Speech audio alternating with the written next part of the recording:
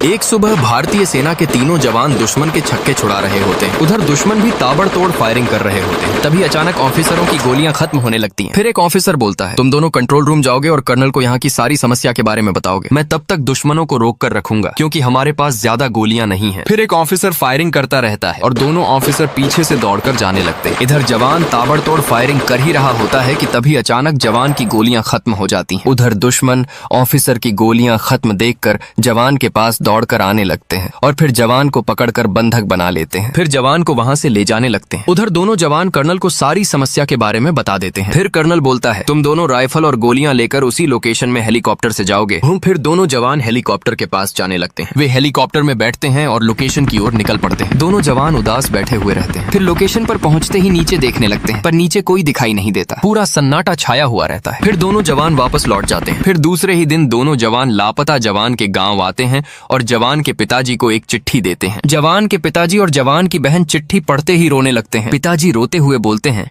उसकी बहन का विवाह 6 महीने बाद है, अब हम क्या करेंगे। फिर जवान लापता जवान के पिताजी को दिलासा देते हुए बोलता है, ये हमारी भी बहन है, हमारी बहन का विवाह 6 महीने बाद जरूर होगा।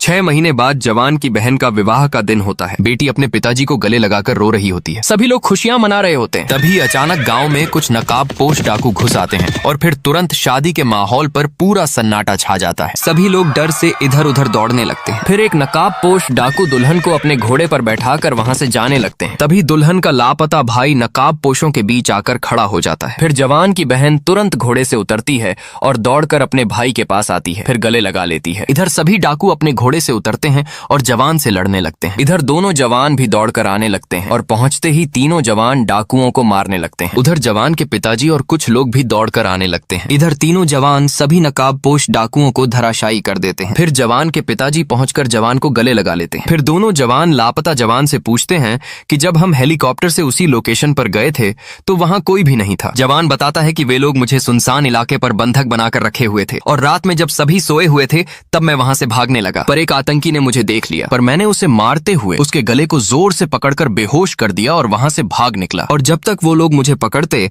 मैं बॉर्डर पार कर चुका था। इस तरह से मैं यहाँ तक पहुंचा। पर अभी तक आपने जवान की बहादुरी के लिए लाइक सब्सक्राइब नहीं किया।